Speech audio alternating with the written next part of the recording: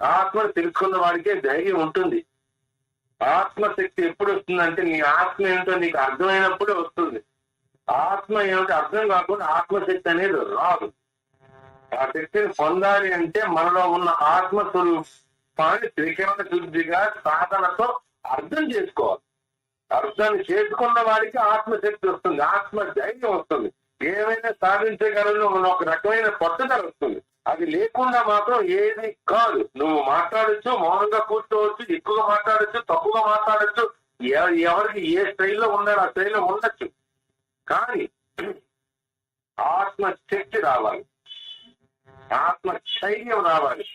ఇవి రావాలి అంటే మాత్రం పదాలు వాడినాం కాదు. ఆత్మశక్తి నాకు ఇప్పుడు ఆత్మధైర్యం రా, ఆత్మస్థైర్యం, ఈ పదాలు వాడుతున్నాయి కదా, ప్రతిదాన్ని ఆత్మను వాడుతున్నాం కదా. అది ఆత్మని ఏమిటో అర్థం చేసుకోవాలి. ఈ పదాలు మనకు ఎలా అర్థం అవుతాయండి?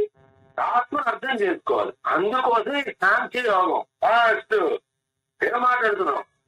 ఇవన్నీ కూడా ఏమీ కాదు, వెనకాల నీ చైతన్యం ఏదైతే ఉందో దాని వల్లే నువ్వు మనిషిగా పెరుగుతున్నావు.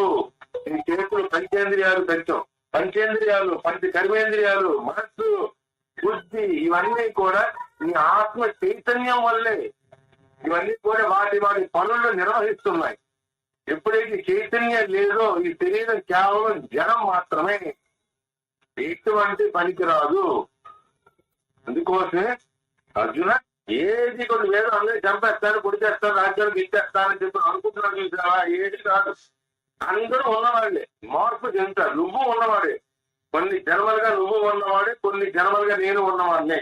అందుకు దీని గురించి నువ్వు ఎటువంటి ధైర్యాన్ని ఇచ్చాడు చూడండి. ఏంటి ధైర్యం ఏమిటి? ఎంత ధైర్యం ఏంటంటే నువ్వేమి చెయ్యట్లేదు, నువ్వు చేస్తున్నానేమో అనుకుంటున్నావు, అన్ని నేనే చేస్తున్నానే అనుకుంటున్నాను. నిజంగా నీ చేత చేయించేది ఏదో గుర్తు తెలుసుకోవాలి. నీ చేత ఏది చేస్తున్నది అది తెలుసుకున్నావు అనుకో, అదే ఆత్మ